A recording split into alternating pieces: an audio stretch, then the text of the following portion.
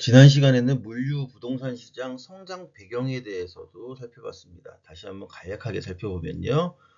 물류센터 시장은 여러분들 잘 아시다시피 온라인 매출액의 증가와 더불어서 이렇게 성장을 했습니다. 마켓컬리가 2015년에 샛별 배송으로 불리는 새벽 배송을 최초로 시행을 했고, 이후에 쿠팡과 쓱닷컴 등이 참여하면서 이른바 새벽 배송 빅3 체제를 형성을 하게 됐습니다.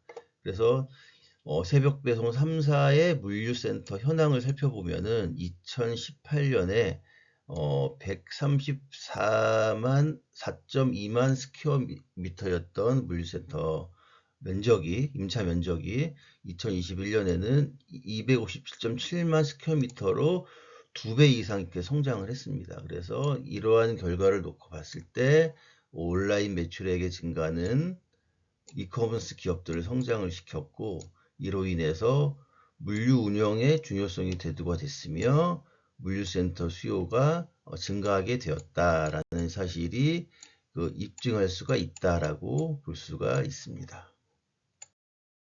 하지만 최근에 물류센터 시장은 물류센터가 과잉 공급되고 있습니다. 2023년 물류센터 시장을 CBRE 레포트를 통해서 살펴보면요. 2023년에는 전체 560만 스퀘어미터의 물류센터가 공급이 됐고요. 역대 최대 공급량을 기록을 했습니다. 그래서 이제 공실 리스크가 확대가 되고 있는데 18.7%가 공실이 발생을 하고 있고, 이 중에서 상온에 대한 공실은 10.9%, 그리고 저온에 대한 공실은 무려 42.4%나 이렇게 발생을 하고 있습니다. 2024년 물류센터 공급에 대해서 전망한 자료들을 살펴보면요. 2024년에는 전체 405만 스퀘어미터가 공급이 될 것으로 예상이 되고 있고요. 2024년을 기점으로 향후 공급량은 감소세로 전환될 것으로 예상을 하고 있습니다. 하지만은 2024년에도 공실률이 25%를 기록할 것으로 예상을 하고 있습니다. 실질적으로 남부권과 서부권을 중심으로 해가지고 상반기에만 405만 스퀘어미터 중에서 220만 스퀘어미터가 신규 공급이 완료된 사실을 쿠시먼 마켓 레포트를 통해서 확인할 수가 있습니다. 저온물류센터 과잉 공급과 관련된 자료들을 살펴보면요. 2023년에 CBRE 레포트에서는 금년 2023년 상반기 기준 수도권 A급 물류센터 시장의 연평균 렌트프리 기간은 상저온 유행에 따라 각각 1, 2개월과 3, 4개월 수준으로 조사를 됐고, 저온의 경우에는 제한적 수요로 최대 6개월까지 제공되는 사례도 관찰이 됐다라는 내용을 살펴볼 수가 있고요. 실질적으로 그렇게 렌트프리가 제공된 사실에 대해서 이거 딜로이트 레포트를 통해서 또 이렇게 확인을 할 수가 있습니다. 실질적으로 이젠 이펙티브 단가 자체가 이제 3만 원대까지 떨어진 사실을 이렇게 확인을 할 수가 있습니다. 그래서 또 이제 푸시먼 마켓 레포트를 살펴보시면은 이젠 공급 과잉 우려와 임차인 확보 난항으로 저온 공간을 상온 공간으로 설계 변경하는 물류센터들도 이렇게 증가하고 있다라는 사실에 대해서 확인을 할 수가 있고요. 이 레포트에서는 인천 부평구에 공급 예정인 물류센터와 안성 고산면에 건축 중인 물류센터가 각각 상저온이 상온으로 이렇게 변경이 되고 있다.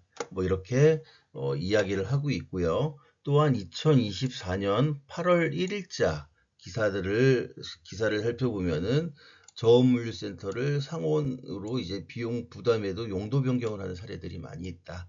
즉 이제 이렇게 그 주요 사례들에 대해서 살펴보시면은 준공 전에 설계 변경한 사례들과 또 준공 후에 용도 변경한 각각의 사례들에 대해서도 이렇게 나와 있는 기사들을 살펴볼 수가 있습니다. 그리고 최근에는 물류센터 과잉 공급으로 인해서 시공사가 채무 인수를 한 사례가 뭐 증가를 하고 있습니다. 그래서 실제로 2024년 상반기에 거래된 17개의 물류센터 중에서 6개가 책임준공 약정 및 연대보증을 사유로 시공사가 뭐 직접 매입을 뭐 완료한 뭐 사례들이 있다라는 뭐 이러한 그 레포트들을 살펴볼 수가 있고, 그리고 각종 신문 기사라든지 뭐 거래 사례들을 통해서 살펴볼 수가 있습니다. 그리고 최근에 또 공사비가 상승함으로써 물류센터 시장에 나쁜 영향을 주고 있죠. 보시면은 이거 2022년에 나온 기사인데, 물류센터 상온 기준으로 해가지고 평당 공사비가 2020년에 210만 원에서 2022년에 410만 원으로 급등을 해서 여러 가지로 악영향을 끼치고 있다라는 기사들이 좀 나왔었고요. 또 이거는 제가 근무하고 있는 회사에서 2023년에 한번 조사한 자료인데, 물류센터 평당 공사비가 견적이 상원이 410만 원, 그리고 저원이 530만 원으로 조사가 됐습니다. 그리고 지금까지 이 추세가 계속 이어지고 있는 상황이다라고 보시면 될 것 같습니다. 그리고 물류센터 시장에 뭐 부동산 개발 시장에 이제 가장 악영향을 끼친 나쁜 영향을 미치고 있는 내용이라 볼 수 있겠는데, 이자율이 지금 많이 상승을 해가지고 지금 계속 유지가 되고 있죠. 2022년 초에 1.25%, 1.25%였던 기준금리가 뭐 2023년 초에 3.25까지 치솟았고, 이게 정말 단기간에 이게 급등을 했죠. 그리고 지금까지 지금 계속 이어지고 있는 상황입니다. 이로 인해서 이자율이 올라감으로 인해서 가처분 소득이 감소해서 소비가 감소하고, 그로 인해서 온라인 매출액 증가세가 둔화가 됐고요. 그리고 이자율이 증가함으로써 투자가 감소하면서 여러 가지로 문제점, 나쁜 영향들을 끼치고 있습니다. 실질적으로 이 시기에는 이자율이 낮았기 때문에 그 온라인 매출액이 증가를 했고 소비가 증가를 했습니다. 근데 그렇기 때문에 이 시기에는 물류센터 투자에도 굉장히 많은 시비를 기울였었죠. 하지만 이때 계획을 했던 것들이 지금 이 시기에 지금 물류센터들이 완공이 되고, 또 인허가 된 물량들이 이 시기에 인허가가 완료됐기 때문에 완공된 물류센터들은 임차인을 찾기가 쉽지 않아 갖고 굉장히 어려움을 겪고 있고, 또한 인허가가 지금 시기에 끝난 것들은 임차인들을 그 LOC를 확보하지 못해서 본 PF를 못 받아가지고 브릿지론으로 브릿지론 이자로 여러 가지로 많이 지금 고통을 당하고 있는 그러한 상황이라고 할 수가 있겠습니다. 이렇게 여러 가지 그 이자율이라든지 공사비라든지 물류센터 과잉 공급이라든지 여러 가지 이러한 원인들로 인해서 물류센터 이제 캡레이트이 지금 현재 5.77까지 이렇게 치솟았습니다. 2021년 4분기 때 4% 초반이었던 캡레이트이 지금은 5% 후반까지 이렇게 올라갔고, 당분간 계속 그 유지가 될 예정이라고 하고 있습니다. 하지만은 뭐 하반기부터는 NPL성 물류센터 자산들이 매각이 늘어날 전망이다라고 지금 하고 있지만은 뭐 메이트 플러스 레포트에서도 캡레잇은 당분간 유사한 수준을 유지할 것으로 이렇게 예상을 하고 있는 상황이다라고 할 수가 있겠습니다. 그리고 최근에는 PF, 프로젝트 파이낸싱에도 여러 가지 문제들이 많이 발생을 하고 있어가지고 물류센터 시장에서도 인허가가 난 물류센터들이 착공을 못하고 있는 그런 상황이라고 볼 수가 있겠습니다. 여기 보시면은 2020년에는 미착공률이 2.2% 불과했었는데, 2023년에는 지금 인허가가 난 사업장 중에서 착공하지 못한 사업장 수가 뭐 97.4%에 이를 정도로 굉장히 많이 지금 착공이 지금 안 되고 있는 상황이다라고 볼 수가 있습니다. 이렇게 물류센터가 착공이 지연되는 이유는 뭐 첫 번째로는 원자재비나 인건비 등을 비롯한 공사비 상승과 지금까지 살펴본 내용들이죠. 그리고 금융시장의 충격으로 인한 금융비 상승으로 관련사 간의 협의가 어려움을 겪고 있다라고 볼 수가 있는 거죠. 그러니까 지금은 인허가가 난 사업장에 LOC가 없으면은 PF 대출이 안 나와가지고 PF 그 착공이 어려움을 겪고 있다라고 앞서서도 제가 설명을 드렸었죠.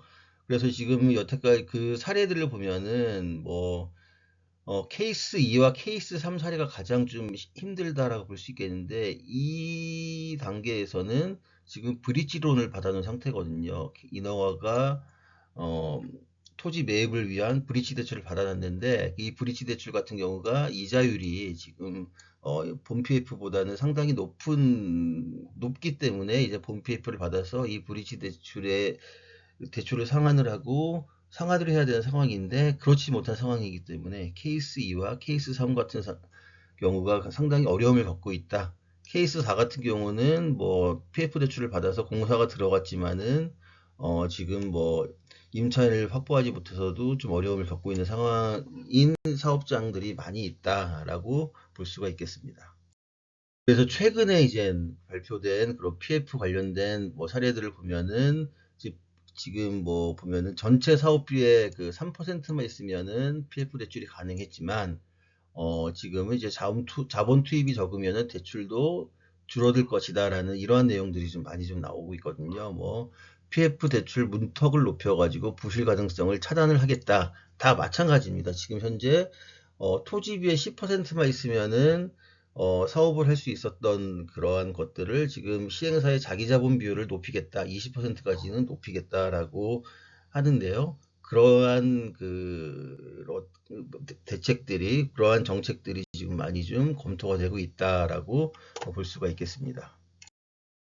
하지만은 이제 뭐 최근에 이제 캔들 스퀘어 같은 경우는 두 달 새에 뭐 두 개의 물류센터 PF를 클로징했다라고 나오는데, 캔들 스퀘어 같은 경우는 자본금을 두툼하게 지금 깔아가지고 사업을 하는 거거든요. 그러니까는 전체 사업비의 40% 이상을 에쿼티를 투자를 해가지고 하기 때문에, 그리고 캔들 스퀘어가 투자를 하기 때문에 이렇게 PF 대출이 나온다라는 얘기거든요. 즉 앞서서 기사를 통해서 제가 설명드린 바와 같이 자본금이 많이 투입이 된다라고 하고 사업성이 있는 뭐 그러한 사업이라고 하면은 PF 대출이 나올 수도 있다. 뭐 이러한 내용이라고 보시면 될 것 같습니다. 물류센터 수요와 공급과 관련된 전망을 발표한 레포트를 보시면은 쿠시먼에서 발표한 레포트인데, 상원 같은 경우는 2024년을 정점으로 공급 과잉이 조금씩 해소될 것으로 예상이 되고, 2027년쯤이면은 공급과 수요가 균형을 이루며 공급 과잉이 완전히 해소될 것이다라고 전망한 레포트들이 있습니다. 그리고 저온물류센터 같은 경우는 2023년 이후에나 공급 과잉이 해소될 것이다라고 전망을 했는데, 그 이유는 이젠 여기 잘 나와 있는데, 음식료품의 온라인 침투율은 더디게 증가하며 기대와는 다르게 저온물류센터 수요는 일부 정체된 양상을 보이고 있기 때문에, 그리고 온라인 식품 유통 시장 성장에 대한 기대감과 함께 저온물류센터는 2019년 11만 평에서 2023년 69만 평으로 5년간 약 6.3배의 공급 규모가 증가하였다. 즉, 이러한 성장세를 놓고 저온물류센터에 대한 투자를 많이 했는데, 실질적으로는 뭐 성장률이 더디게 되기 때문에 공급이 수요보다 너무 많이 됐다. 그렇기 때문에 공급 과잉은 2023년 이후에는 해소될 것이다라고 전망한 레포트다라고 볼 수가 있겠습니다. 그럼 물류센터의 수요를 가장 많이 원하는 그러한 업종은 어디냐, 이런 것들에 대해서 전망한 레포트라고 볼 수 있겠는데요. 3PL은 수도권 A급 물류 시장의 최대 수요의 동인이다. 즉 어떤 사태를 일으키거나 변화시키는 데 작용하는 직접적인 원인이 동인이라고 하는데, 3PL 시장이 바로 이러한 물류센터 시장의 최대 수요의 동인이다라고 전망한 레포트라고 할 수 있겠습니다. 3PL 시장은 3PL은 이제 2023년 상반기 기준으로 해가지고 전체 시장의 40% 정도의 점유율을 차지하고 있고, 또한 3PL 기업의 90%는 현재 운영 중인 물류센터 규모를 유지하거나 더욱 확장할 계획이라고 답했다라는 근거를 가지고 이렇게 발표한 자료라고 볼 수 있겠고요. 또한 이제 쿠팡이 2026년까지 연간 30% 매출 성장을 전망하고 있고, 쿠팡의 물류센터 확장세는 이러한 매출 성장세와 밀접한 연관이 있을 것으로 보인다라고 전망을 하면서 CBRE에서는 3PL 기업들과 쿠팡을 물류센터 시장에서 가장 큰 수요처라고 보고 있다라는 내용이라고 할 수가 있겠습니다. 이제 향후 물류 부동산 투자를 위한 조건이다라고 해서 정리한 내용인데요. 첫 번째로는 우량 임차인이 확보된 물류센터. 즉 우량 임차인이라 하면은 CJ 대한통운이나 롯데글로벌 로지스나 LX 판터스와 같은 3PL 기업 등과 DHL, 쿠팡과 같은 이커머스 기업들이 확보되어 있는 그러한 물류센터들이다. 다만 이제 잔여 계약 기간과 계약 해지 위약벌 등과 같은 계약 조건들을 확인을 해봐야 되겠죠. 이러한 물류센터들이 이러한 우량 임차인을 확보한 물류센터가 유망하다라는 것들이고요. 두 번째 조건은 우량 자산이다. 이건 즉 우량 자산이라 하면은 바닥 면적이 넓고 도크가 많고 층고가 높은 전층 직접 접안이 가능한 물류센터여야 한다라는 그러한 내용들이고, 또한 입지적인 측면에서는 접근성이라든지 고속도로 IC라든지 노동력 가용성이라든지 주변 편의시설들이 있는 그러한 물류센터들이 우량 자산이다라고 볼 수가 있겠습니다. 그리고 세 번째 투자 조건은 우량 투자자가 투자한 물류센터들이다 라는 것들이고요. 네 번째는 타이밍인데요. 물류센터에 대한 수요와 공급 균형이 아까 살펴본 레포트에서는 2027년이라고 했는데 2026년이라고 한 그러한 부동산 기업들의 레포트들이 있습니다. 즉 2026년과 2027년이 수요와 공급이 균형이 된다라는 의견들이 다수 의견들입니다. 따라서 2024년과 5년, 올해와 내년에 투자를 해서 3년간 운영 후 엑시트를 하게 된다라고 하면은 2027년에서 8년이 가능하거든요. 그렇다고 하면은 충분히 지금이 물류센터 투자에 대한 적기다라고 볼 수가 있겠습니다. 지금 보시는 장표는 이제 물류 부동산 투자 사례와 관련된 장표인데요. 이거는 이제 외국계 투자자들이 2023년부터 2024년까지 쭉 우량 자산에 이렇게 투자를 해온 그러한 내용들에 대해서 쭉 정리한 자료라고 볼 수가 있겠습니다. 이와 같이 외국계 투자자들은 지금이 물류센터 투자의 적기라고 판단을 해서 좋은 물류센터들, 옥석을 가려가지고 투자를 했을 때 이익이 날 수 있는 물류센터들에 투자를 적극적으로 하고 있다라고 볼 수가 있겠습니다.